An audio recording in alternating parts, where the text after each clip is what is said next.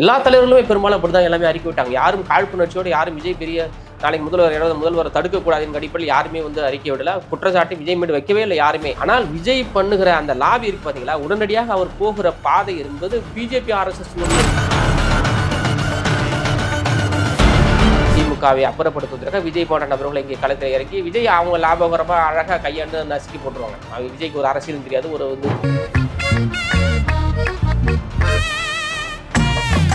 ஒரு ஆதவ அர்ஜுனாலாம் ட்வீட்டே போட்டிருக்காரு, நேபாளில் நடந்த மாதிரி இங்கே ஒன்று நடக்கும்னு. இந்த ஒரு காரணம் அரெஸ்ட் பண்ணுறது. குறைந்தபட்சம் மனிதாபிமானம் இல்லாத ஒரு கூட்டமாக இருக்கிறது, ஒரு புரிதல் இல்லாத கூட்டமாக இருக்குது. ஒருத்தன் கீழே வரனா கீழே தூக்கி விடக்கூட மனம்லாம் அந்த கீழே மிரிச்சிட்டு ஓடுறான். என்ன அவன் மனநிலை? அவன்லாம் எப்படி ரசிக்கனாவா? அவன் பைத்தியக்காரனோட கேவலமாக இருக்கிறான்.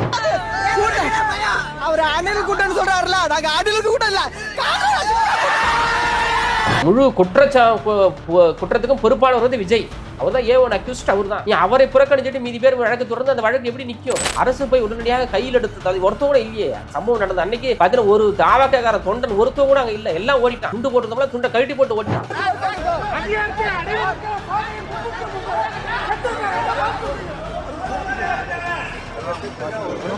கரூர் இடத்துல செருப்பு ஒருத்தர் வீசி எறிஞ்சது இப்போ நிறையா சேனல்லாம் வருது, நியூஸ் சேனல்லாம். இதில் வேறு யார் வர முடியும்னு கேட்குறேன். அந்த இடத்துல அதிமுக திமுக அந்த செருப்பு வீசிட்டு போயிட முடியுமா? சார் அவன் வீசிட்டு தான் சார் போய். இல்லை சொல்கிறேன்.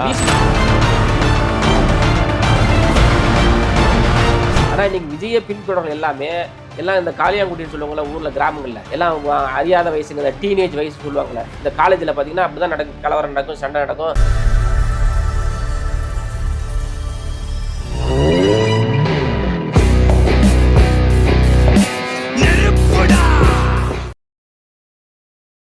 ஃபயர் தமிழன் நேயர்கள் அனைவருக்கும் வணக்கம். இன்னைக்கு நம்மளோடு இருக்கவர் விசிகேவின் மாணவர் அணி மாநில துணை செயலாளர் தயா நெப்போலியன் அவர்கள். வணக்கம் சார். வணக்கம் சார். இப்போ கரூர் ஸ்டாம்பிட் ரொம்ப பொதுமக்கள் எல்லாம் கொதிச்சு போயிருக்காங்க. ஒரு தரப்பினர் திமுக அரசு, அதாவது ஆட்சி செய்கிற அரசு சரியாக காவல்துறையை வச்சு ஒழுங்காக பார்த்துக்கலன்றாங்க. இன்னொரு தரப்பினர் என்ன சொல்கிறாங்கன்னா, விஜய் அவர்கள் தான் முழுக்க காரணம். இவங்க ஒரு பக்கம் சண்டை போட்டுக்கிட்டு இருக்கும்போது உங்கள் தலைவர் திருமா அவர்கள் என்ன சொல்லியிருக்காங்கன்னா, திமுகவுக்கும் விஜய் அவர்களுக்கும் அண்டர் கிரவுண்டில் டீல் இருக்கான்னு கேட்டிருக்காரு. இது எப்படி சார் பார்க்குறீங்க? இல்லை, இது ஊடகவியலாளர்கள் கேட்ட கேள்விக்கான ஒரு பதிலாக. அதுக்கு முன்னாடி நிறைய கேள்விகள் ஊடகவியலாளருக்கும் தலைவிக்குமான உரையாடல்கள் நடந்திருக்கின்றன. அதில் ஊடகவியலாளர்கள் தலைவரிடம் கேட்கிறார்கள். இந்த மாதிரி ஒரு கேள்வி கேட்கிறப்ப தலைவர் சொல்லுகிற பதில் அது மக்கள் மனநிலிருந்து தலைவர் அந்த பதிலை சொல்கிறார். எதேச்சா கேட்பாங்கள்ல, இப்போ ஒரு சம்பவம் நடக்கிற சம்பவத்தில் நடக்கிற எல்லாருமே ஒரு வழக்கு பதிவு செய்யணும். ஒரு குறிப்பிட்ட நபரை விலக்கிவிட்டு குறிப்பிட்ட நபர் மீது மட்டும் வழக்கு தொடர்வது என்பது அது ஏதோ உள்நோக்கம் கற்பிதாக இருக்கிறது என்ற அடிப்படையில் மக்கள் கீழ் மட்டத்தில் பேசிக் கொள்கிறார்கள். அதை மையப்படுத்தி எங்களுடைய தலைவர் அவர்கள் இவர் தமிழக காவல்துறை விஜய் மீது மட்டும் வழக்கு பதிவு செய்யாமல் அதற்கு கீழே இருக்கிற அவருடைய கட்சியினுடைய பொதுச் செயலாளர் புசி ஆனந்த் மீதும், இன்னும் நிர்மல்குமார் அந்த மாவட்ட செயலாளர் மீதெல்லாம் வழக்கு பதிவு செய்து FIR போட்டிருக்கிறாங்க. அப்போ ஏன் நீங்கள் வழக்கு பதிவு செய்யலை அப்படிங்கிற ஒரு பதிலாக சொல்கிறார். அது பிஜேபியை திமுகவுக்கும் ஆன ஒரு முரண்பாட்டை இன்னும் அதிகப்படியாக மக்கள் கீழே வெளிப்படையாக பேசிகிட்டு இருக்கிறாங்க. விஜய் தான் இந்த சம்பவத்திற்கான முழு காரணம். விஜய் இது எந்த ரெஸ்பான்சிபிலிட்டியும் எடுத்துக்கல.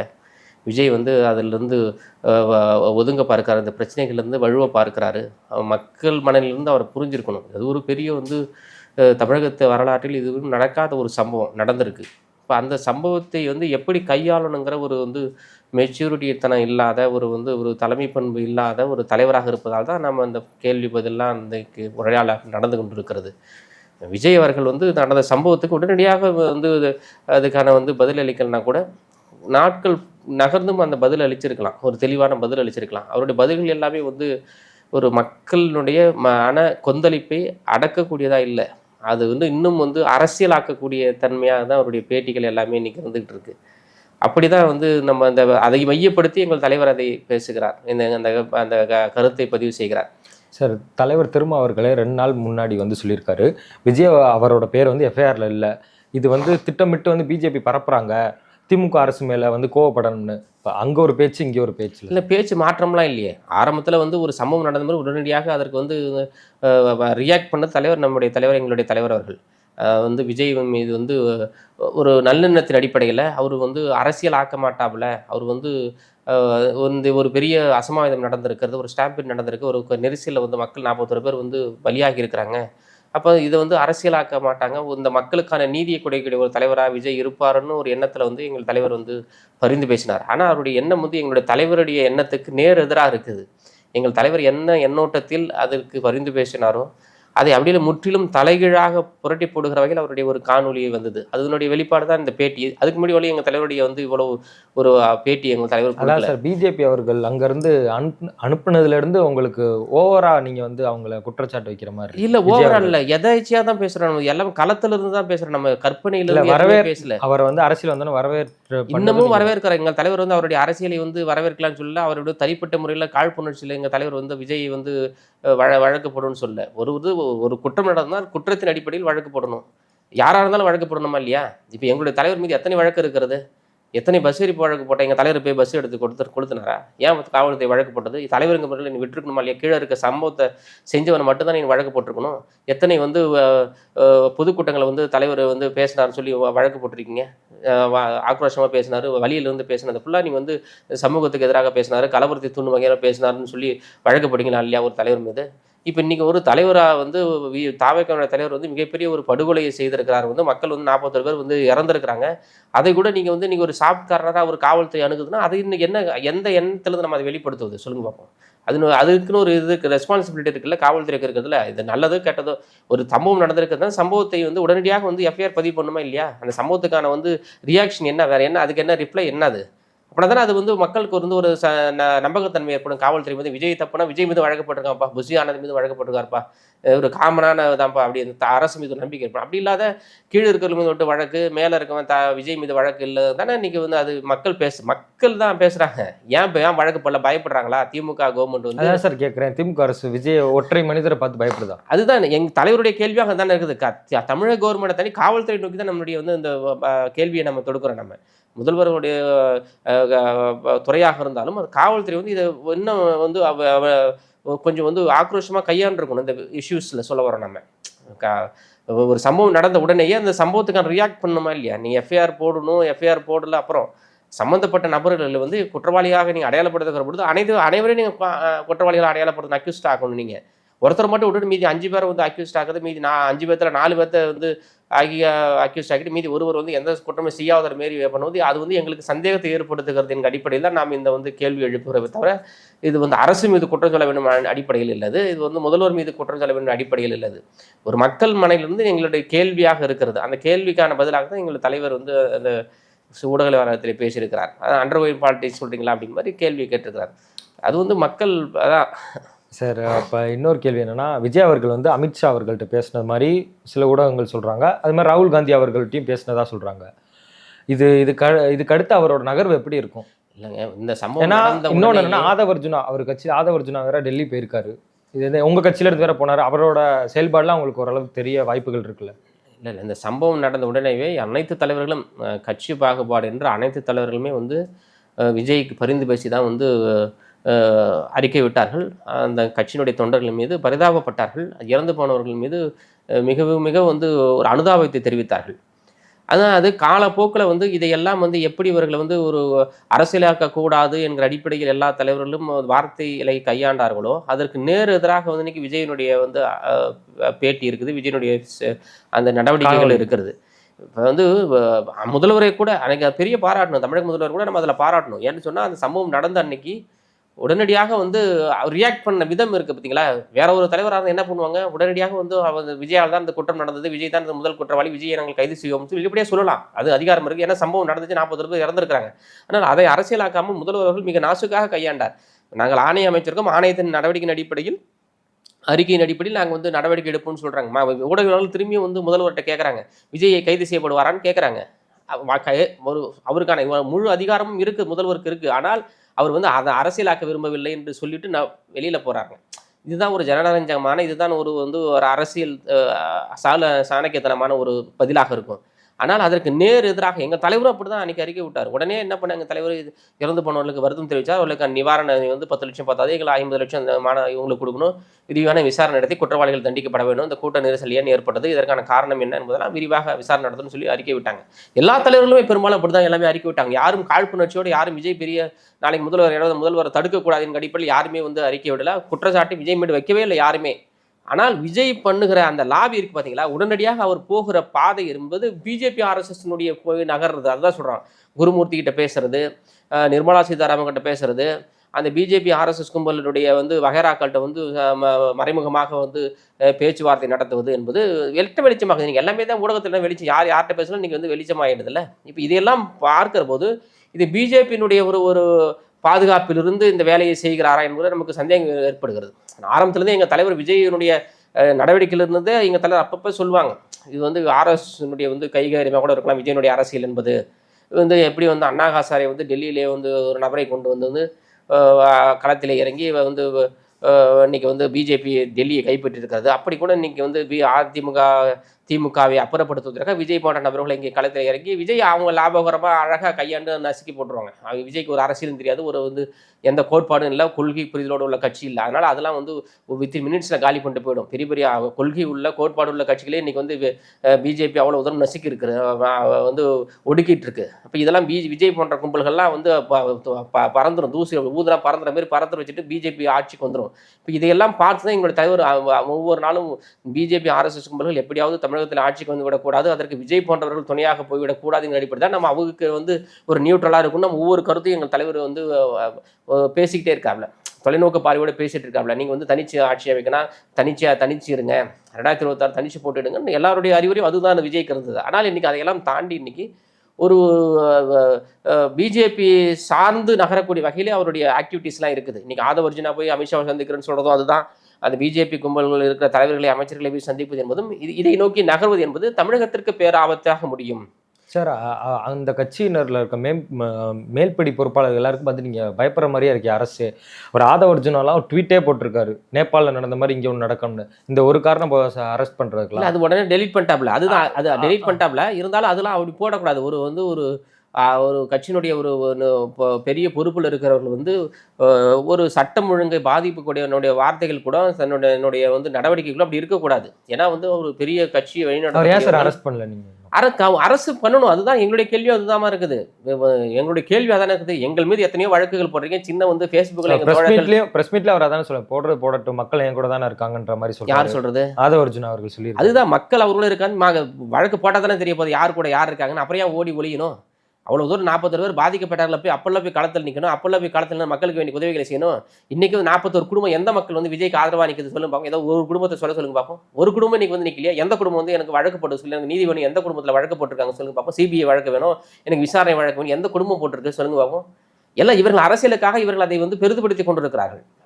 பாதிக்கப்பட்டவர்கள் அப்பாவிகள் எல்லாமே வந்து ஒடுக்கப்பட்ட விளிம்பு நிலை மக்கள் சேர்ந்த வெறும் பார்வையாளராக சேர்ந்தவர்கள் தான் பாதி பேர் அங்கே இறந்துருக்கிறாங்க. இவருடைய அரசியல் ஆசைக்காக அப்பாவிகள் பலிகடாக்கப்பட்டிருக்கிறார்கள், படுகொலை செய்யப்பட்டிருக்கிறார்கள். படுகொலைன்னு தான் சொல்லணும். நம்ம திட்டமிட்டு நடந்த படுகொலைகள் தான். கூட்ட நெரிசலை வேண்டுமென்றே திட்டமிட்டு உருவாக்கி அங்கே நடத்த ஒரு பெரும் படுகொலை தான் அது.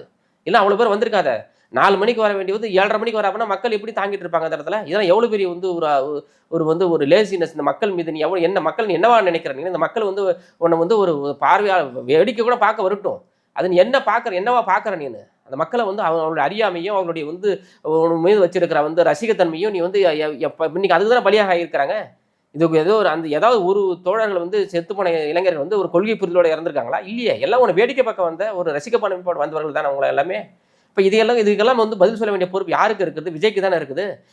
விஜய்க்கு இதெல்லாம் பொறுப்பு இல்லாத வெறுமனே தட்டி கழிச்சு விட்டு வெறுமனே அரசியல் ஆக்கணும். பிஜேபி இதை வந்து திமுக அரசு மீது குற்றம் சொல்ல வேண்டும் என்ற அடிப்படையில் நீ நடத்தினா இப்படி மக்கள் நாங்கள் எப்படி பார்த்துட்டு சும்மா இருக்க முடியும்? நாங்கள் எப்படி வேடிக்கை பார்க்க முடியும்? நீ தனிநபராக இருந்து அந்த பிரச்சனையை வந்து சந்திக்கிறது என்பது வேற.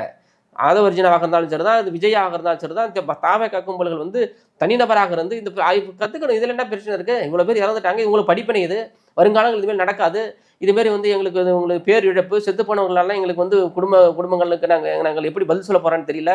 ஆனால் அவர் எந்த மாதிரி ஸ்டாண்ட் எடுக்கிறாருன்னா, இது மக்களுக்கு எல்லாருக்கும் தெரியும், 4 இடத்துல நான் வந்து நடத்தியிருக்கேன், இப்போ இந்த இடத்துல மட்டும் ஏன் நடக்குதுன்னு மொத்தமா வந்து அதுதான் அரசாங்கம் எல்லா இடங்களுமே இருக்கு. எந்த இடங்கள் நடக்கல, எல்லா இடங்களிலும் அவர் வந்து அந்த ரோட் ஷோ இந்த பண்ண அரசாங்கம் வந்து இவர் முத தடவை நடத்தும் போது அது வந்து தடை போடுறாங்களே, தடை போடுறப்ப தான் அவங்க திரும்பி தானே கோர்ட்டுக்கு போய் எங்களுக்கு வந்து வேணும்னே திட்டமிட்டு எங்க தாவேக கட்சியை வந்து வேணும்னே புறக்கணிக்கிறாங்க காவல்துறை, எங்களுக்கு வந்து அடக்குமுறை பண்றாங்க, எங்களுக்கு வந்து சுதந்திரம் கொடுக்கறதுல, எங்களுக்கு பேச்சு சுதந்திரம் இருக்குது, எங்களுக்கு கருத்து சுதந்திரம் இருக்கிறது, எங்களுக்கு வந்து எல்லா கட்சிக்கும் அனுமதி தராங்க, எங்க கட்சிக்கு அனுமதி தர மாட்டாங்கன்னு கோர்ட்ல போய் சொல்றாங்க. காவல்துறை கிட்ட வந்து சண்டை போடுறாங்க. அப்புறம் காவல்துறை என்ன பண்ண முடியும்? அவங்க நீங்க ஒன்றும் இல்லை, எல்லா வீடியோக்கும் எடுத்து பாருங்க. எந்த வீடியோக்கள்ல வந்து மரணம் இல்லாத ஒரு கூட்டம் நடந்திருக்குன்னு சொல்லுவோம், பாதிக்கப்படாத அனுமதிக்கப்படாமல் மருத்துவமனை அனுமதிக்கப்படாமல் எந்த மீட்டிங் நடந்திருக்குன்னு சொல்லுங்க பார்ப்போம்.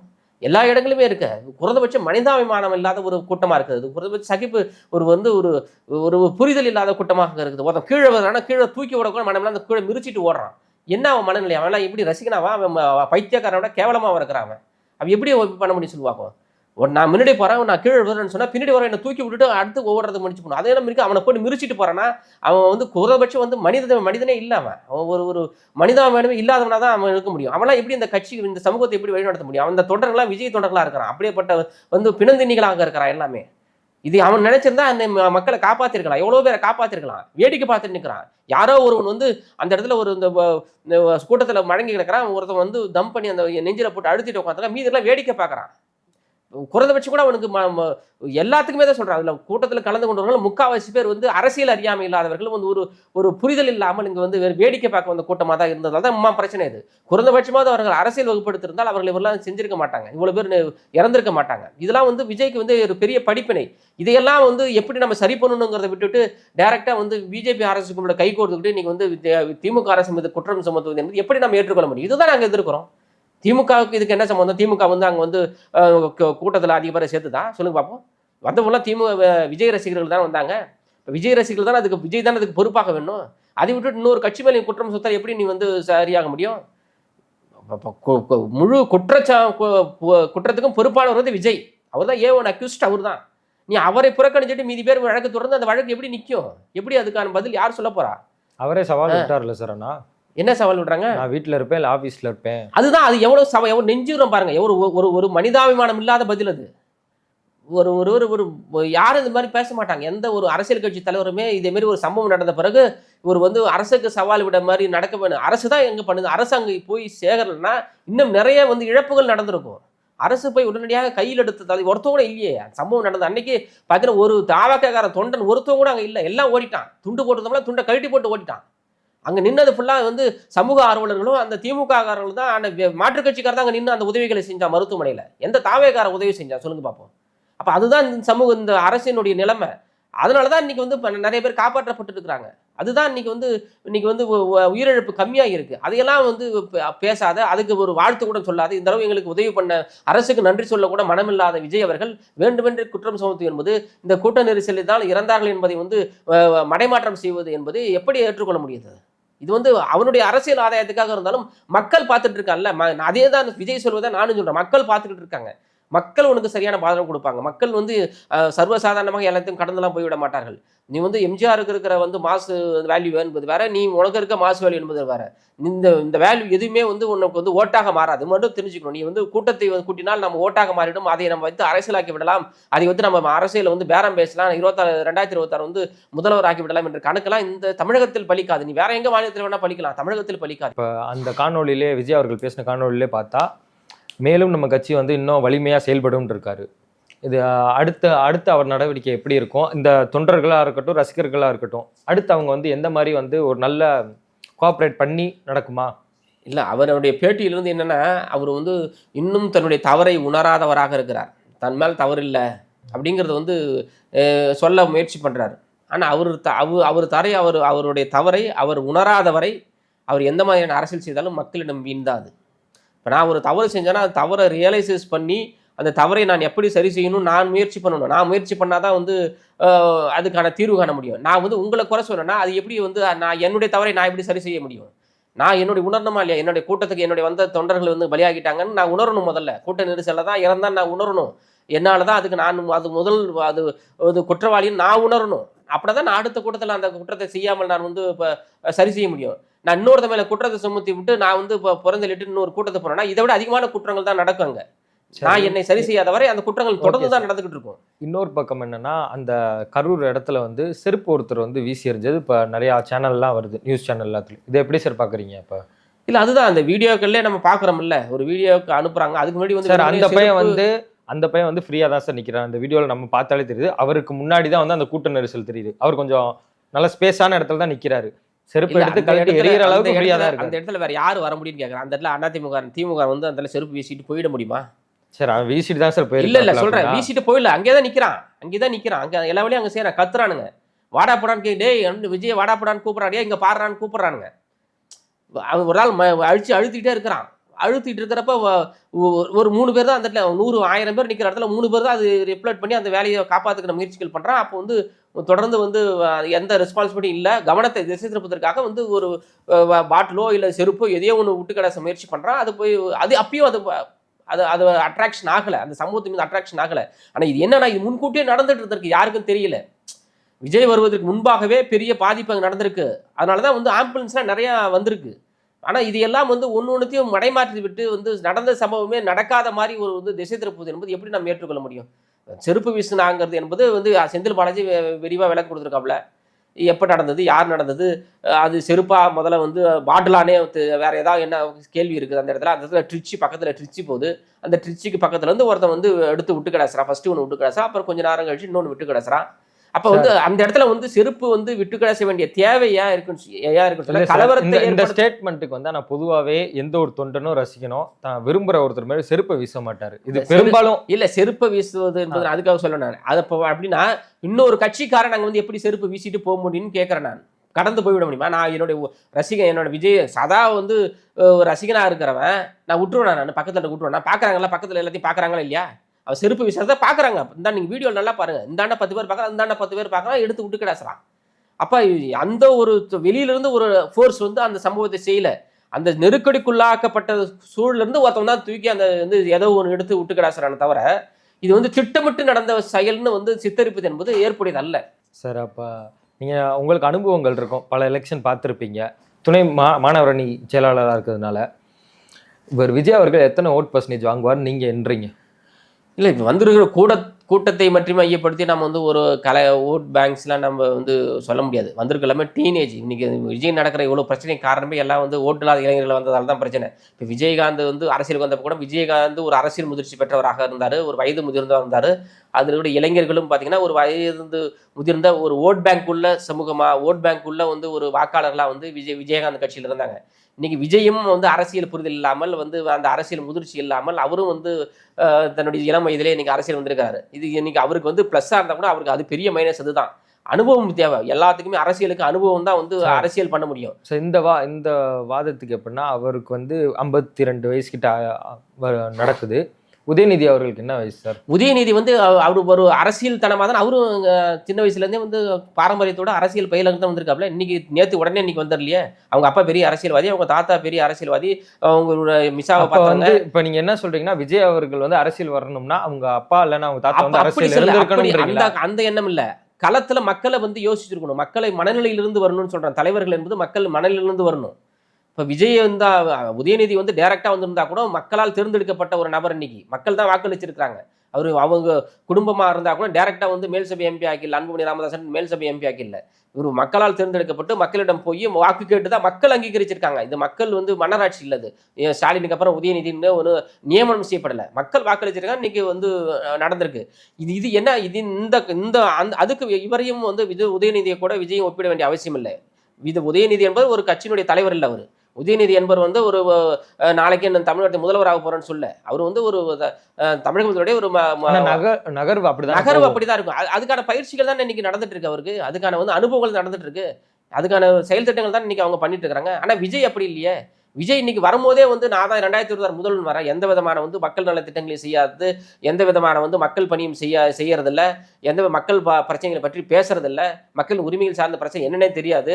சரி, அப்ப நீங்க சொல்ற அந்த வாதத்துக்கு நம்ம எப்படி ஏத்துக்கலாம்னா, விஜய் அவர்கள் வந்து ஒரு கட்சியில சேர்ந்திருக்கணும், சேர்ந்து அந்த கட்சியில வந்து எல்லா அனுபவம் பெற்று எம்ஜிஆர் மாதிரி வெளியே வந்திருக்கணும். அனுபவம் இல்ல, அது அப்படி இல்ல, அதுக்கு அர்த்தம் அப்படி இல்ல. விஜய் அவர்கள் வந்து கட்சி ஆரம்பிச்சது ஒன்றும் பிரச்சனை இல்லை. அந்த கட்சியை ஆரம்பிச்சு அதுக்கப்புறம் அவரு முதல்ல வந்து தன்னை வந்து எந்த கொள்கை சார்ந்து நாம் இயங்க போகிறோங்கிறத முதல்ல அவர் உள்வாங்கிக்கணும். எந்த கோட்பாடு சார்ந்து நாம் நகரப் போகிறோம், நமக்கு யார் எதிரி சொல்கிற கொள்கை எதிரின்னு வந்து பிஜேபி சொல்கிற அரசியல் எதிரின்னு வந்து திமுகவை சொல்கிற இதுதான் அரசியலா?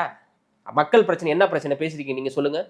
மக்கள் பிரச்சனை எந்த பிரச்சனையும் கையில் எடுத்து பேசியிருக்கீங்க? எத்தனையோ பிரச்சனைகள் ஒவ்வொரு நாளும் நடந்துட்டு இருக்க, ஏன் அந்த பிரச்சனை பற்றிலாம் பேச தயாராகல? சரி, கொள்கை எதிரி தானே சொல்றீங்க. அந்த கொள்கை என்ன, எந்த கொள்கை அடிப்பில் உனக்கு எதிரியா நிற்க அதை சொல்லணுமா இல்லையா? சாதி அடிப்பில் வந்து பிஜேபி உனக்கு எதிராக நிற்கதா? நீ வந்து மதத்தின் அடிப்படையில் எதிராக நிற்கதா? எந்த கொள்கை, என்ன கொள்கை கோட்பாடு என்ன? வெறுமனே வாயார சொல்லிட்டு போனால் அது வந்து கொள்கையா? இப்போ அரசியல் எதிரி எந்த மாதிரியான அரசியல் எதிரி?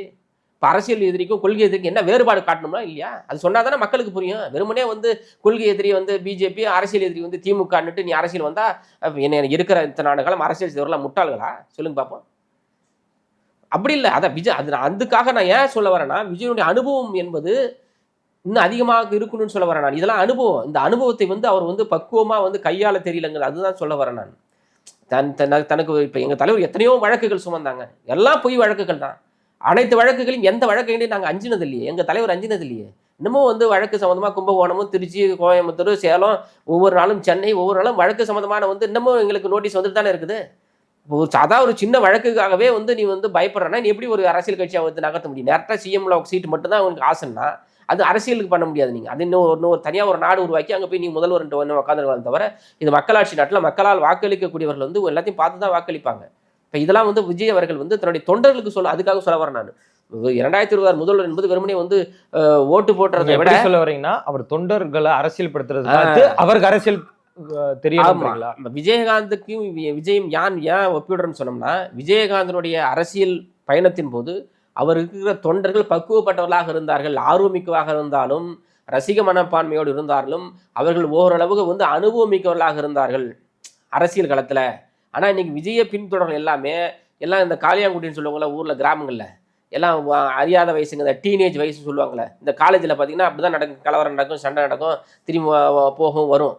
இது அதே மாதிரி வந்து ஒரு சூழல் இன்னைக்கு வந்து விஜய் இருக்க பின்னாடி இருக்க ஃபுல்லாக அப்படி தான் இருக்காங்க. ஒரு பக்குவப்படாத வந்து இளைஞர்களாக இருக்கிறாங்க, ஒரு அரசியல் படுத்தப்படாத இளைஞர்களாக இருக்காங்க.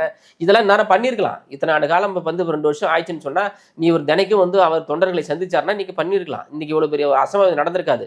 சார், அப்போ ஆதவ அர்ஜுனா டெல்லிக்கு போன காரணம் என்னவா சார் இருக்கும்? அதுதான் பிஜேபி அரசுடைய அஜெண்டா தான் அது. இப்போ அவருடைய வந்து பிஜேபியினுடைய வந்து கைப்பவர் தான் இன்றைக்கி ஆதவ அர்ஜுனா இருந்துட்டு இருக்காரு. இப்போ வந்து அது இந்த பிரச்சனைகளை எப்படியாவது வந்து விஜய் மீது வழக்குப்படாமல் தடுக்கணும். நான் ஏன் கேட்குறேன்னா, அவர் வந்து உங்கள் விசிகே கட்சியில் இருக்கும்போது அம்பேத்கரை பற்றி விளக்கமாக பேசியிருக்காரு, நிறைய பேர்கள் பற்றி பேசியிருக்காரு. இந்த மாதிரி கொள்கை ஏற்றுக்கொண்டவர் அவர் இப்போ வந்து பிஜேபிக்கு மாறுவார். அவர் ஏற்கனவே திமுககாரர். எங்கள் கட்சிக்கு வந்து 2 வருஷம் ஆகுது. 2 வருஷத்தில் வந்து குறைந்தபட்சமாவது எங்கள் தலைவருடைய அவர் ஃபாலோ பண்ணியிருந்தாருன்னா இந்த பிரச்சனைகளை கையாள தெரிஞ்சிருக்கணும். எங்கள் தலைவரை முழுவதும் உள்வாங்கல. அவர் உள்வாங்கிதான் விடுதலை சிறுத்தை கட்சியை விட்டும் போயிருக்க மாட்டாப்ல. இந்த பிரச்சனையும் போயிருந்தா பதவி கொடுத்தோம். அதான் சொல்றேன், எங்கள் தலைவரை என்ன அடிப்படையில கொடுத்தீங்க? இல்ல கட்சியினுடைய ஒரு மாற்று சமூகத்தை சேர்ந்தவர் ஒரு கட்சியிலிருந்து உள்ளார வராங்க. அவருக்கு ஒரு பெரிய அதிகாரத்தை கொடுத்து அவர்களை வந்து இங்க வந்து நம்ம மக்கள் மத்தியில வந்து பணி செய்ய வைக்கணுங்க. ஒரு நல்ல எண்ணத்தில் இப்படிதான் தலைவர் கொடுத்தாரு தவிர அவரோட காசு பணத்துக்காக நம்ம கொடுக்கல. அவருடைய வந்து பணியை இந்த மக்களுக்கு செய்யணும். மாற்று சமூகத்தை சேர்ந்தாலும் வரவேற்கணும். அதுதான் எங்களுடைய பணியாக இருக்கிறது. விடுதலை சிறுத்தை கட்சி ஒரு சாதிக்கான கட்சி இல்லை, ஒரு மதத்திற்கான கட்சி இல்லை. ஒட்டுமொத்த தமிழக நலனில் யாரெல்லாம் பேசுகிறார்களோ, சமூக நீதி யாரெல்லாம் பேசுகிறார்களோ, இந்த சமூக சமதர்மத்தை யாரெல்லாம் பேசுகிறார்களோ, சாதி ஒழிப்பு யாரெல்லாம் பேசுகிறார்களோ, வர்க்க விடுதலை யாரெல்லாம் பேசுகிறார்களோ, பெண்ணுரிமை யாரெல்லாம் பேசுகிறார்களோ, அவர்கள் அனைவருக்குமான கட்சி விடுதலை சிறுத்தைகள் கட்சி. அப்படிதான் ஆதவ அர்ஜுனாவையும் நாங்கள் உள்வாங்கி கொண்டு அவர்களுக்கான ஒரு பெரிய பொறுப்பை கொடுத்தோம். அந்த பெருமையை கொடுத்ததை அவர்கள் வந்து அதான் சொல்கிறேன், தலைவருடைய அந்த 2 ஆண்டு காலம் பயணித்த போது தலைவரை முழுவதுமாக அவர் உள்வாங்கி இருந்தால் இந்த பிரச்சனையை, இந்த 40 பேர் இறப்பை சாதாரணமாக கையாண்டு இருக்க முடியும். தலைவரோட அனுபவத்தை அவர் உள்வாங்கி இருந்தால் எங்கள் கட்சி விட்டு வர வெளியே போயிருக்க மாட்டாப்ல. 3 மாதம் 6 மாதம் சஸ்பெண்ட் பண்ணதா கூட திரும்பி அந்த கட்சி விட்டு கட்சியில் தான் இருப்பாப்ல. அதான் அந்த வந்து அது எதையும் உள்வாங்காமல் தான் அடுத்த கட்ட தலைவர் என்பது போல் நகர்ந்ததால் தான் இன்னைக்கு கட்சி விட்டு வெளியே போனாப்ல. இன்னைக்கு வந்து அதற்கான வந்து ஸ்பேஸ் வந்து இன்னைக்கு விஜய் கட்சியில் அவருக்கு இருக்கிறதால அங்கே போய் இன்னைக்கு இணைஞ்சிருக்காப்ல, இன்னைக்கு பயணிச்சிட்டு இருக்காப்ல. அவருடைய பயணம் என்பது வெறுமே திமுக எதிர்ப்புகள் மட்டும் இருக்கிறது. அது நம்ம விடுதலை சிறுத்தைக்கு நாங்கள் செல்லாதுல. எங்களுடைய பயணம் என்பது விடுதலை உங்களோட இருக்கும்போதே அந்த மாதிரி திட்டங்கள் எல்லாருடைய திட்டம், அவருடைய திட்டமே அதுவாக தான் இருந்தது. அதனால தானே வெளியே போனோம். திமுகவை வந்து எங்கள் தலைவர் ஒரு பேட்டி கொடுக்குறாருன்னு சொன்னா, தலைவர் ஒரு அறிக்கை கொடுக்குறாருன்னு சொன்னா, அந்த அறிக்கைக்கு எதிராக வந்து நான் பேசக்கூடாதுல்ல. அந்த தலைவருடைய அறிக்கையை ஒட்டி தான் என்னுடைய கருத்து இருக்கும், என்னுடைய பதிலும் இருக்கணும்.